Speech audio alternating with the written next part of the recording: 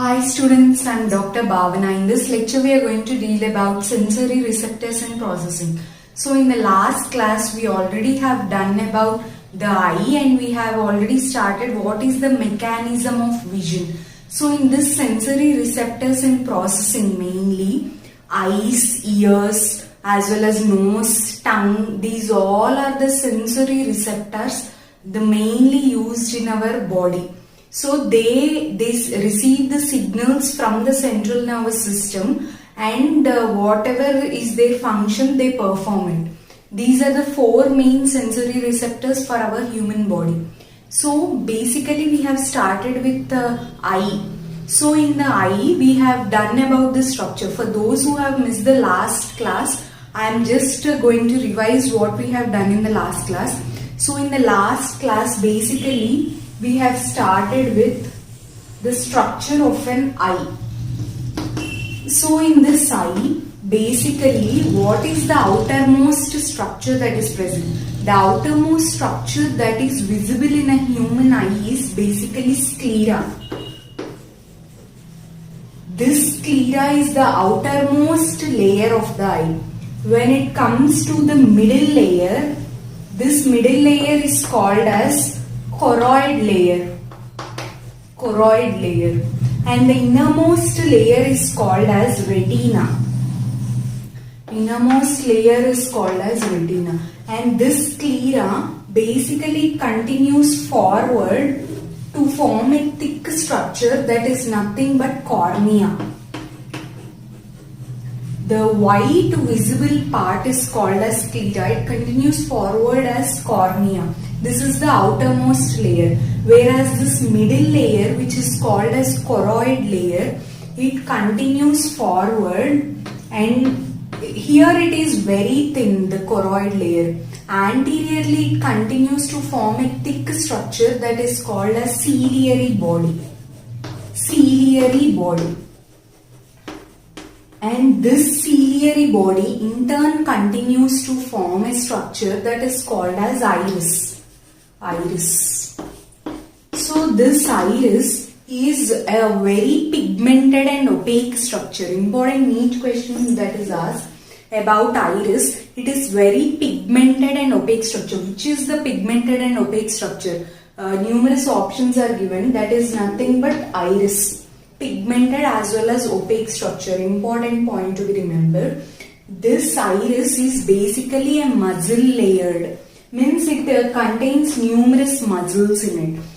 Whereas here this iris is supported by this lens. Lens is supported by this muscle-like structure that is called as iris. This iris is in turn supported by the ciliary body. So this is the outermost as well as middle layer. Whereas the innermost layer, it is called as retina.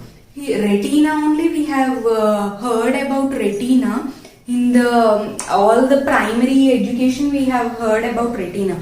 So retina, mainly it contains three layers basically. That is called photoreceptor cells, ganglion cells as well as bipolar cells. These are the three cells that are associated with the innermost layer called as retina. Important NEET question. What are the cells that are associated with the innermost layer that is called as retina? Means three layers, that is photoreceptor cells, ganglion cells as well as bipolar cells. These are the three cells that are associated with the retina. So these are the three layers. You no need to get so much confused regarding this. You can easily understand like which is the outermost layer. Means simply remember the three layers. That is outermost layer is sclera, middle layer is choroid layer, innermost is retina. So easily for you to remember, basically this sclera will continue as cornea. Sclera is continuing anteriorly as cornea. SCR you can remember, sclera, choroid layer as well as retina. Now come to anterior part. This all is posterior part. When it comes to anterior part, this sclera is continuing as cornea. Choroid layer has ciliary body. The second layer, both C's you can remember. Choroid layer as well as ciliary body. The innermost layer is retina. Here you should remember what are the three layers that are associated with the retina.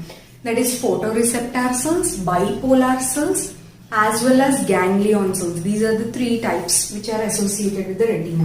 When it comes to photoreceptor cells, basically, there are again two types which are associated with photoreceptor cells. That is nothing but rods as well as cones. Rods as well as cones. Rods are associated with night vision. That is in the dark also you can see, means that is because of rods itself. Cones, they are associated with daylight vision. Daylight as well as twilight vision, both cones as well as rods. And this choroid layer, the second-most layer, choroid layer, is continuing anteriorly as ciliary body. Again it is continuing as iris. Iris is pigmented opaque structure, as well as this iris will support a structure that is called as lens. In front of the lens, what is present? In front of the lens there is a small aperture that is present, that is called as pupil. Here in front of the lens, this is called as pupil. Numerous will change your lens, right? This all is because of this iris only will support. It is pigmented opaque structure and this only will support the lens basically. You will be all changing the colors, right? Different color that is related to your dress matching or something, that all lens you are going to change. That is only because of this iris is supporting it. These muscles are supporting the lens, and you can change the numerous colors which you want. As well as pupil. Pupil means in the lens there is one small aperture that is associated, that is called as pupil in front of the lens basically. This pupil only will the diameter of the pupil is regulated by the muscles of iris. Important neat question to be remembered. The muscle of iris is this pupil is basically regulated by the muscles of iris. So this is about the rough structure of the eye. Photoreceptor cells, only rods and cones. As well as there is one spot that is called as blind spot.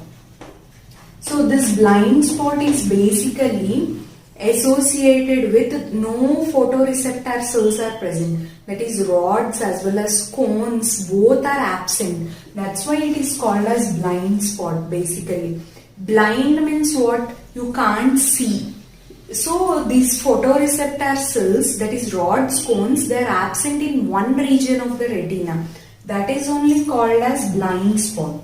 Whereas the other structure, here there is one small structure that is present, that is called as fovea. Fovea is thinned out portion of the retina. Don't get confused between the blind spot as well as fovea. Blind spot means what? Where photoreceptor cells, that is rods as well as cones, both are absent in blind spot. When it comes to fovea, this is thinned out portion of retina. In options to confuse you in the NEET, they will give you related to blind spot as well as fovea. But don't get confused. Fovea means thinned out portion of the retina. Very thin, the retina will become very thin here. So here only the visual activity is highest. Whatever the images which you see, mostly they are captured in this fovea only. Here only visual activity is highest. Where is the visual activity highest in the eye? So they'll give you options as choroid layer, sclera, retina, next fovea. So fovea is the answer where visual activity is highest there. So as well as cones are compactly placed. Compactly placed means they are very near to each other. All the cones are present very near to each other. Cones. They are compactly placed. rods, no need to, here rods are absent basically. So cones are only compactly placed. As well as this fovea is situated in a yellow colored portion, that is nothing but macula lutea. Macula lutea. Important neat question that is related to this. Fovea is present in one yellowish colored spot that is called as macula lutea. As well as rods as well as cones are rods are absent in this fovea region, but cones are compactly placed. So this is about basically the structure of eye. Simply outermost layer sclera, choroid, retina. Remember these 3 points in the first thing. Then come to the anterior part. When you come to the anterior part, sclera is continuing as cornea. Here scientific names are basically important related to this. Because normally retina means everyone can answer, but when you come to the compactly placed structures here, this is very important in scientific terms. So this sclera is continuing as cornea, choroid layer is continuing as ciliary body, as well as it is held out by iris, as well as here one lens is present. In front of the lens there is pupil, which is the diameter of the pupil is regulated by the muscles of iris itself. Important neat question. So that is done. Next, when you come here, there is one spot that is called as blind spot. In this blind spot basically rods as well as cones, that is photoreceptor cells, are absent, as well as one thinned out portion of the retina. Thin portion, not thick, very thin portion, that is called as fovea. That is nothing but here it is the structure that is present in macula lutea. This macula lutea is very yellow in color. As well as in fovea, cones are compactly packed, rods are absent, as well as visual activity is highest in this. So this is about that. Next, retina, 3 layers they are present, that is photoreceptor cells, ganglion cells, next bipolar cells. So this is the last class we have done basically. Next, when we go into the mechanism of vision, whenever you see a light that is passing, this light is obviously passed into first this cornea, because that is only the anterior portion. Whatever light that is entering inside, first it will pass through this cornea, then it will enter into the lens. From the lens here, again it is transferred to innermost layer that is called as retina.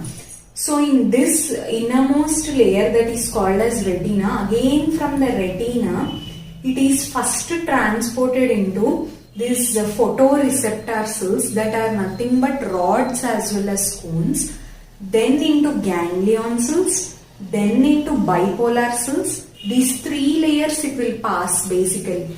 Light, when it is entering straight, it will enter like this through all the layers, but initially from cornea, next through the lens, into the retina. In the retina only, here only it plays a very important role. This from the photoreceptor cells into ganglion cells, then into bipolar cells, and finally into the visual cortex of brain, that is through optic nerves. Now what are these optic nerves? These optic nerves, they help in transmitting the numerous signals from the eye to the brain. To the brain there should be some nerve that is passing from the eye into the brain. There should be some nerve that is passing. That is nothing but which is called as optic nerve basically. Optic nerve. So this optic nerve will transmit the numerous impulses that are generated from the eye into the brain, as well as numerous blood vessels that are called as retinal blood vessels basically. Retinal blood vessels. What is the use of this retinal blood vessels? These will supply blood to the eye. Whatever that is related to retina or retinal, you hear that word, that is related to eye only. So basically the retinal blood vessels, they will transmit numerous blood, that is all the blood which is entering is transported into the eye. There should be some energy for the eye also. This energy is provided by retinal blood vessels which enter the eye. So this is about the optic nerve which is transmitting impulses away from the eye, that is from the eye to the brain, whereas retinal blood vessels, these transmit to the eye, that is they supply blood to the eye. So this is about the retinal blood vessels as well as optic nerve. Now if you want a sequence that is related to how it is exactly transferring, that is what is the exact mechanism of vision, I'll just give you a flow chart that is related to this. So in the mechanism of vision, basically, first light when it enters the eye, how is this eye receiving the signals? First light. So I'll tell you, this is mechanism of vision. So in this mechanism of vision, basically light, it enters into the cornea. From the cornea, again it is transported to the lens. From the lens, this is entering into the retina. Basically, there are two photopigments that are associated with this. Two photopigments are opsin as well as retinal. One is protein, one is aldehyde that is associated. Opsin is a protein, whereas retinal is an aldehyde that is associated. So these two photopigments only play a very important role. Like how they play a very important role? Basically, this opsin as well as retinol, these are the two photopigments, and how they play an important role is this retinal, when the light is passed into the cornea, this retinal is disassociated with the opsin. Disassociate means both are actually combined, because one is protein as well as one is aldehyde. Both are combined, but when light passes into it, both get differentiated.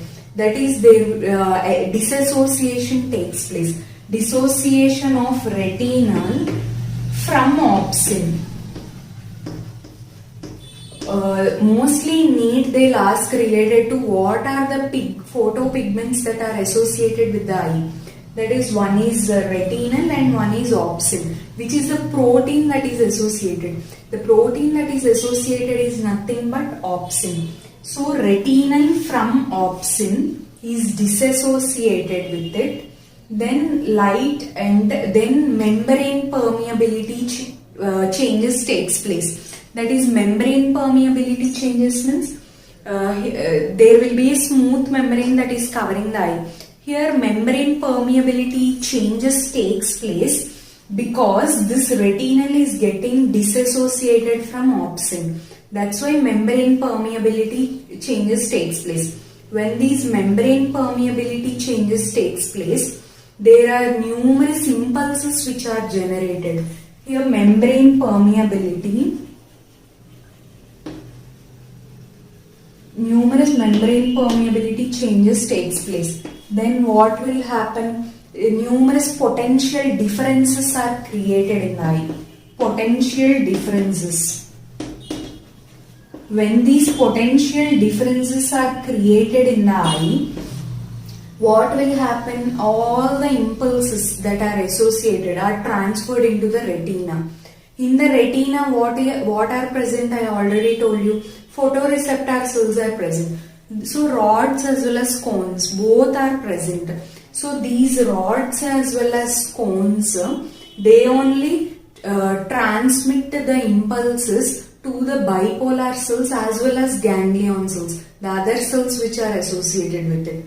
So they transfer first to photoreceptor cells, then they transfer to bipolar cells, then they transfer to ganglion cells.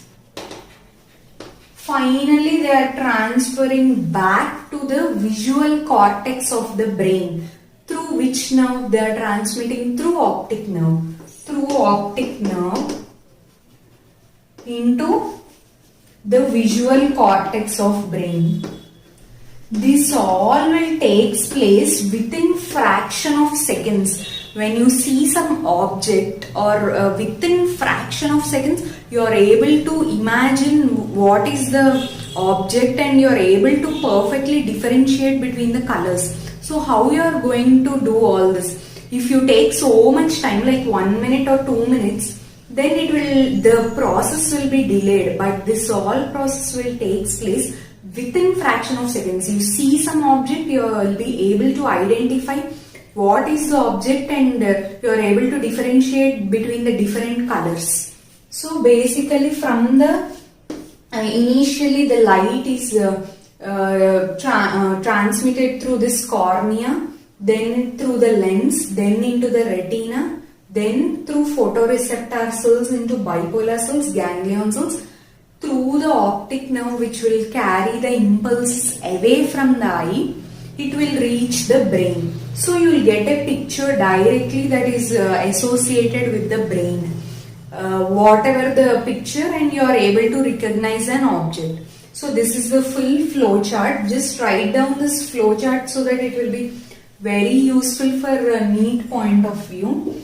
Basically in between these, from the lens into the retina only, these two take place basically. That is photopigments called opsin as well as retinal. Opsin is nothing but protein. Then retinal is nothing but aldehyde. So these both only play a very important role, and these are the two photopigments that are associated. And this retinal from opsin is dissociated when light enters. When only light enters, it gets dissociated. Otherwise, the both are combined with each other. So dissociation takes place. When this dissociation takes place, membrane permeability changes takes place. When this membrane permeability changes takes place only, numerous potential differences are generated.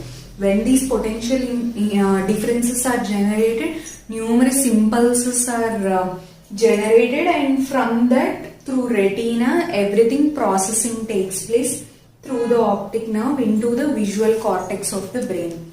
So this is the main thing that is associated with the mechanism of vision basically. From the light into cornea. Simple, no need to get so much confused related to eye.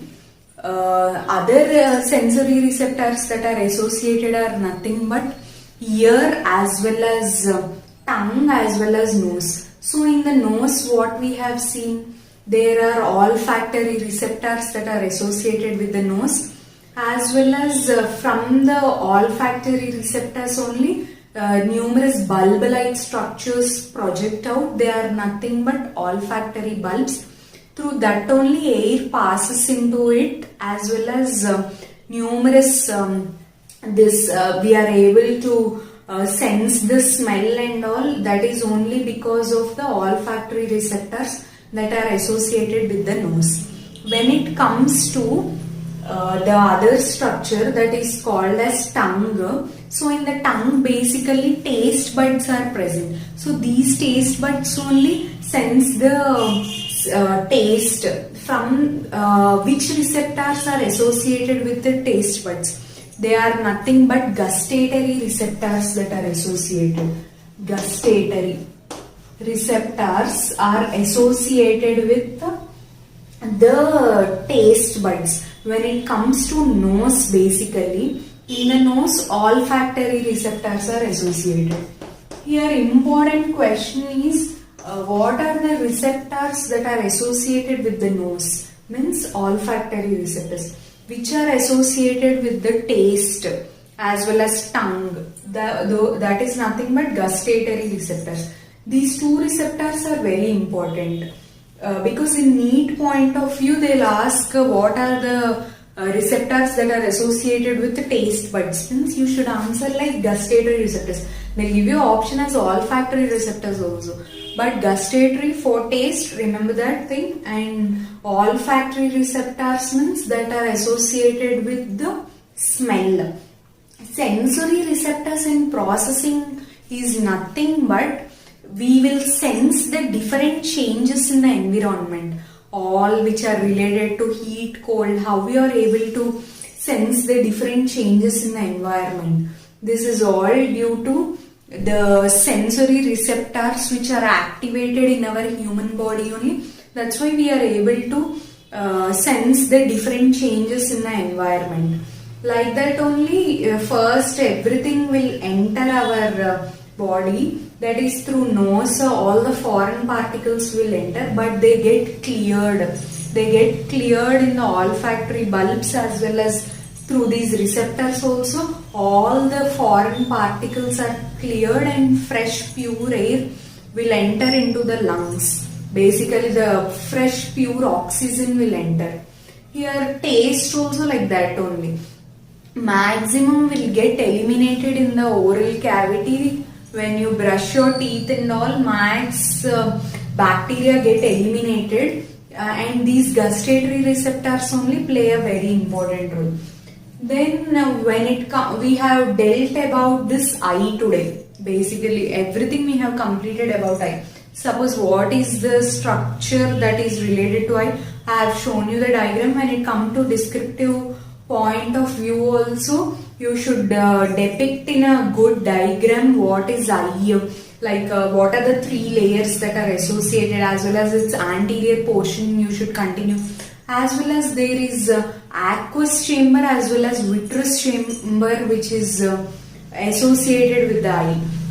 Basically when I draw the structure of an eye, between the cornea, as suppose think this is cornea, as well as this is lens. The innermost layer that is associated is called as retina. So in between the cornea as well as lens, the chamber that is associated is called as aqueous chamber. Between the lens and retina, it is called as vitreous chamber. So these are the two chambers that are associated. What are these chambers? These chambers are nothing but fluid filled spaces that are associated with this. Fluid filled spaces. Numerous fluid will be filled in this. That's why it is called as aqueous humor as well as vitreous humor basically. Because so much of fluid is present in between them. So it is called as like that, and it is a clear fluid that is present. Whatever the thin layer which is covering, normally in our eye basically the one which is visible is nothing but sclera. Then what is cornea?